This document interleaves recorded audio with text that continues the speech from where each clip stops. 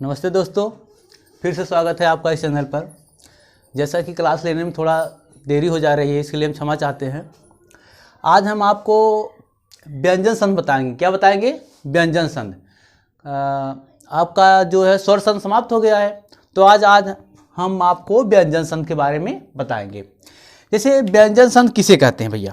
व्यंजन तो मालूम है, व्यंजन कितने होते हैं? 33 होते हैं। स्वरों की संख्या 11 होती है। उसी प्रकार आज हम व्यंजन संध बताएंगे ना। जो व्यंजन संध किसे कहते हैं, सबसे पहले ये जानते हैं। जैसे ये आपको देखिए, व्यंजन संध किसे कहते हैं? व्यंजन संध के बाद क्या भैया? व्यंजन संध परिभाषा देखिए, व्यंजन के बाद स्वर या व्यंजन आने पर जो परिवर्तन होता है वह व्यंजन संधि कहलाता है ना। व्यंजन के बाद पहला जो वर्ण होगा आपका क्या होगा? व्यंजन।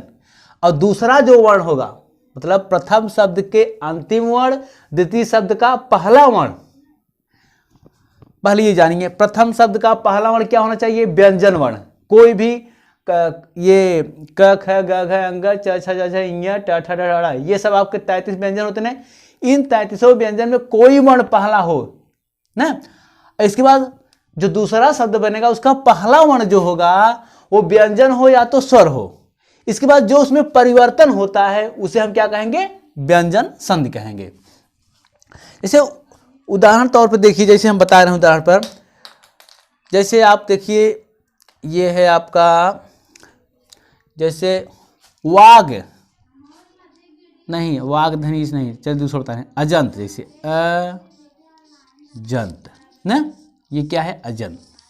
पहले ये जान लीजिए, ये अजंत है शब्द। इसका अगर हम संध विच्छेद करेंगे क्या होगा? संध विच्छेद अगर हम इसका करेंगे तो क्या होगा? अच धन अंत। पहले ये जानिए कि व्यंजन संध के बारे में बता रहे हैं थोड़ा। व्यंजन संध अभी नियम नहीं बता रहे हैं भाई, व्यंजन थोड़ा पहचान लीजिए कौन व्यंजन है, कैसे परिवर्तन होता है। जैसे ये अजंत है, ये अगर इसका आप संध विच्छेद करेंगे क्या होगा? अच धन अंत है ना भैया, अच धन अंत। अब ये देखिए यहां पर ये हलंत जरूर लगा रहना चाहिए। किसमें? व्यंजन संध में। क्योंकि अगर हलंत आप नहीं लगाते तो यहां क्या छुपा रहता है? हमेशा अस्वर, तो ये तो स्वर माना जाएगा ना। इसलिए व्यंजन संध में क्या होगा भैया? ये आपका जरूर होना चाहिए। कौन? ये हलंत। शुद्ध यही माना जाता है व्यंजन। अच धन अंत, तो क्या बना? अजंत। अभी बाद बताएंगे कैसे अजंत बन गया। ये तो च है, यहां ज कैसे आ गया? ये नियम है। किसका नियम? व्यंजन संधि का नियम। चलते हैं पहले नियम पर। आप पहला नियम जो है भैया, पहला नियम आपका है क्या? रुक जाइए, बता रहे, इसको मिटा दे रहे हैं अब आप।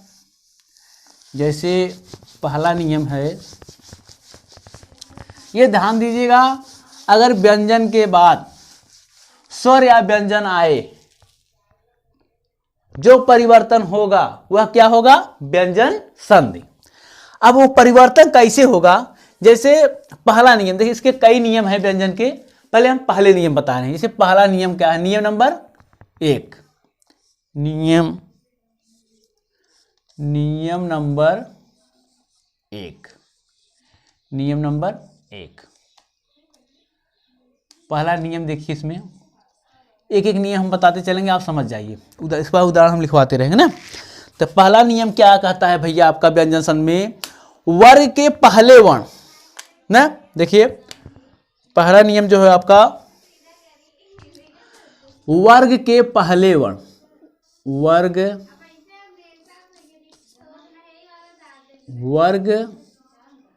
के पहले, रुक जाइए 1 मिनट। जैसे देखिए दोस्तों, वर्ग के पहले वर्ण का तीसरे वर्ण में क्या होता है? परिवर्तन हो जाता है। अब वर्ग क्या है? वर्ग तो मालूम है आपको ना, क वर्ग, च वर्ग, त वर्ग, प वर्ग। जैसे क वर्ग मतलब क ख ग घ अंग। एक वर्ग में कितने वर्ण होते हैं? 5 वर्ग ना। तो इसी प्रकार वर्ग के पहले वर्ण का तीसरा वर्ण हो जाता है। जैसे आपका ये मान लीजिए चलिए हम बताएं शुरुआत में से, ये क है ये ना, अगर क आया पहले ना तो इसका क्या हो जाएगा भैया, ग बन जाएगा ना। ये देख क ख ग तीसरा वर्ण ये परिवर्तन हो जाए, यही आ जाएगा, इसके जगह क्या आ जाएगा ये। जैसे मान लीजिए वाक ना, वाक धन ईस। अब हमने क्या कहा भैया, वाक धन ईस है ये। अब पहला नियम देखिए, क वर्ग का क्या होगा, क ये है, इसके जगह क्या हो जाएगा, ठीक है, यहाँ कोई स्वर कोई व्यंजन आए ना, अब इसके जगह क्या परिवर्तन हो जाएगा, इसी वर्ग का तीसरा वर्ण आ जाएगा। कौन है तीसरा वर्ण, ग, तो यहाँ क्या होगा वागीस। क्या होगा भैया, वागीस। समझ गए। देखिए बता रहे हैं कैसे होगा। पहले आप वर्ग समझ गए ना, वर्ग कितने होते हैं, 5 वर्ग होते हैं। वर्गों की संख्या कितनी है भैया, 25, क से लेकर म तक। क ख ग घ अंग च छ ज झ ञ ट ठ ड ढ अड़ त थ द ध न प फ ब भ म। ये आपके वर्गों की संख्या 25 है। तो वर्ग मालूम है ना, क वर्ग अगर कह दिया जाए क वर्ग क्या है, तो क वर्ग में कौन कौन वर्ण आएंगे, क ख ग घ अंग ना। अभी यदि वर्ग का पहले वर्ण देखिए, अब देखिए हम बता रहे हैं पहले वर्ण, जैसे आपका ये देखिए हम बता रहे हैं क, इसके बाद कौन सा वर्ग आएगा, क च ट त प, क च ट त, अब ये क्या है आपका प। अगर इन कितने वर्ग हैं, देखिए 1 2 3 4 5 वर्ग है ना। अगर पांचों वर्ग का पहला वर्ण आ रहा है तो इन्हीं पांचों का क्या हो जाएगा, तीसरा वर्ण। से क का क्या है, क का क्या होगा भैया, ग हो जाएगा। ये च का क्या होगा, च का छ ज ना, ये देखिए ज। ट का क्या होगा, ट ठ ड होगा ना, ये ड। त का क्या होगा भैया, त थ द। ये तीसरा वर्ण आ रहा है सबने। और ये आपका प वर्ग क्या है, प फ ब। ये देखिए समझ गए। देखिए क च ट त प के तीसरा वर्ण में परिवर्तन हो जाए क्या, ग, क का तीसरा वर्ण ग, च का तीसरा वर्ण ज, ट का तीसरा वर्ण ड, त का तीसरा वर्ण द, प का तीसरा वर्ण ब। समझ गए। अब देखिए परिवर्तन कैसे होता है भैया, देखिए परिवर्तन कैसे होगा इसका। पहले देखिए पहला नियम ये जान लीजिए कि किसमें परिवर्तन होगा ना। कभी कभी तीसरा चौथे वर्ण पहले आप देखिए, कभी कभी तीसरा वर्ण या चौथे वर्ण में परिवर्तन होता है, लेकिन पहले आप तीसरा जानिए ना। अभी तो ये क तीसरा वर्ण परिवर्तन हो रहा है, फिर कभी देखेंगे चौथे वर्ण में भी परिवर्तन आपका हो जाएगा। पहले इसका उदाहरण समझिए तीसरे वर्ण का। तो क देखिए एक बार फिर देखिए, पहले हम शुरू से बता रहे हैं। जैसे पूछा व्यंजन संध किसे कहते हैं, तो आपको बताना है भैया व्यंजन संध उसे कहते हैं जो व्यंजन के बाद स्वर या व्यंजन आए, जो परिवर्तन होता है इन दोनों को मिलने से, उसे क्या कहेंगे, व्यंजन संध। अब व्यंजन किसे कहते हैं, व्यंजन तो बता चुके हैं। व्यंजनों की संख्या कितनी है भैया, 33। अगर आपको पूछता है तो ये कई बार क्वेश्चन पूछता है, ये रिपीटेड क्वेश्चन है, ये हर परीक्षा में पूछता है कि व्यंजनों की संख्या कितनी है भैया, तो 33 आपको बताना है। समझिए, इसमें आप कंफ्यूज मत होइएगा कि व्यंजनों की संख्या कंफर्म 33 मानी जाती है। कोई कोई वर्णों की संख्या जगह व्यंजन बता देगा, व्यंजन की संख्या जगह वर्ण बता देगा ना। तो ये आप ध्यान दीजिएगा, व्यंजन पूछ रहा है, व्यंजन की संख्या जब पूछेगा तो 33 बताना है। अगर वर्णों की संख्या पूछता है तो आपको 52 बताना है। ये बता चुके हैं, पिछली क्लास देखिएगा आप लोग, तो उसमें हम सब बताए हैं। अब ये देखिए पहले यदि वर्ग के पहले वर्ण क च ट त प के किसमें परिवर्तन होगा भैया, तीसरे वर्ण में ना। यहां देखिए लिख दे रहे हैं क, यदि वर्ग के पहले वर्ण क च ट त प तीसरे वर्ण में हो, देखिए यदि के बाद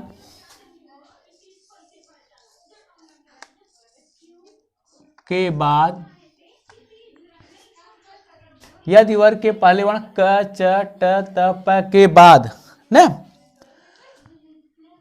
के बाद किसी भी वर्ण का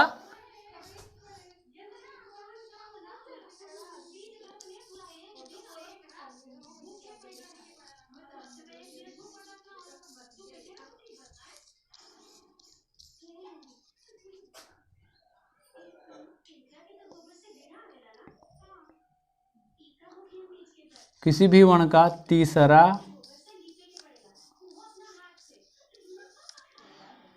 तीसरा चौथा, यहाँ लिख दे रहे हैं चौथा भी, चौथा, ये तो यहाँ तीसरे बदला है, यहाँ चौथा वर्ण में परिवर्तन हो जाता है, चौथा वर्ण में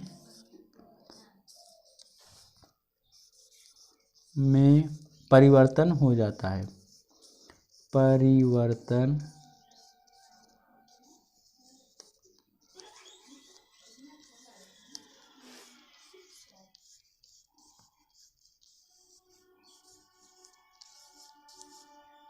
ना, क्या होता है भैया, परिवर्तन हो जाता है या तो बदल जाता है, परिवर्तन मतलब बदल जाना। देखिए हम पहले यहां बता चुके हैं, इसको न लगाएं, देखिए यदि वर्ग के पहले वर्ण क च ट त प के बाद किसी भी वर्ण का तीसरा चौथा वर्ण में क्या होगा, परिवर्तन हो जाता है। जैसे ये देखिए पहले हम तीसरा वाला बता दिए हैं, क का क्या होगा, ग हो जाएगा, च का ज हो जाएगा, च छ ज नहीं, च छ ज, ट का ट ठ ड, त का त थ द, प का प फ ब। ये देखिए ये तीनों परिवर्तन हो जा रहे हैं ना भैया, ये सब किसरे वर्ण में, तीसरे में परिवर्तन हो जा रहे हैं। किस में हो रहे हैं, तीसरे में, तीसरे वर्ण में परिवर्तन हो रहे हैं। किसमें, तीसरे वर्ण में परिवर्तन। समझ गए इतना, आप समझिए। देखिए ज्यादा क्लास लंबी हो जाती है, अब इतना आप समझ गए ना। अब देखिए उदाहरण बता दें, फर्स्ट उदाहरण आपको, उदाहरण क्या है भैया, देखिए बस इसको मिटा दे रहे हैं।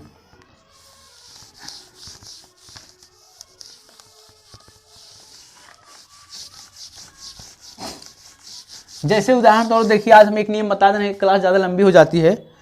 तो जैसे आपका है क्या कहते हैं भैया, अब्ज ना, अब्ज।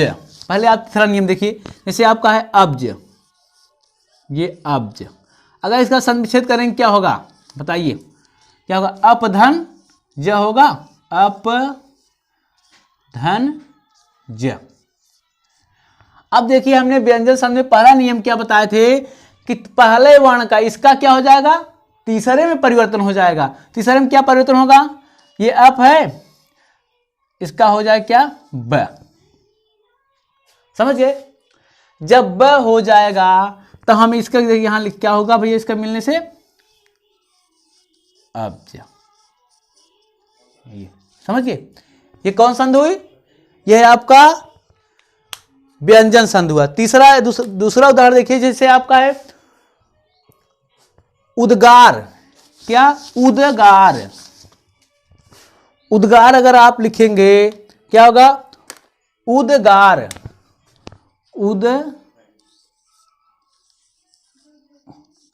उद्गार। अगर इसका आप संविच्छेद करेंगे क्या होगा, उत्धन गार, उत्धन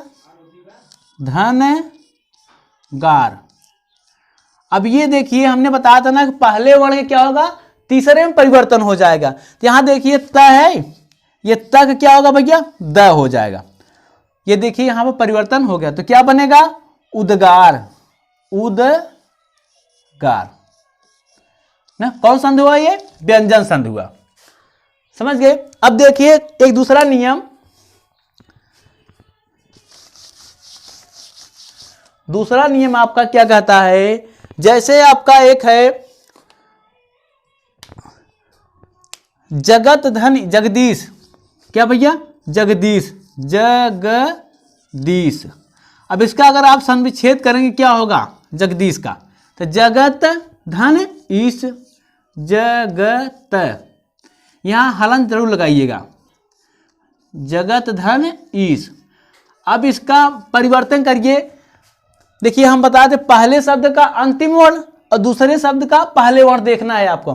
पहला शब्द क्या है आपका, त है, व्यंजन है, और दूसरा शब्द का पहला वर्ण क्या होना चाहिए, स्वर या व्यंजन, दो में से एक होना चाहिए। तो यहां देखिए जगत है, त त का हमने क्या किया, तीसरे वर्ण में परिवर्तन, त का जो है तीसरे वर्ण में परिवर्तन कीजिए।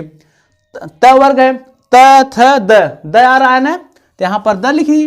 अब अगर आप इसको बनाएं क्या होगा भैया, जगदीश, जगदीश, ये आपका हुआ व्यंजन संघ। ठीक है, आज के लिए बस इतना ही, फिर कल मिलेंगे नए टॉपिक पर, क्योंकि अगर ज़्यादा पढ़ाएंगे तो क्लास ज़्यादा लंबी हो जाती है, थोड़ी समय समस्या है, इसलिए थोड़ा थोड़ा क्लास पढ़ते रहिए आप। ठीक है, आज के लिए जय हिंद, नमस्ते।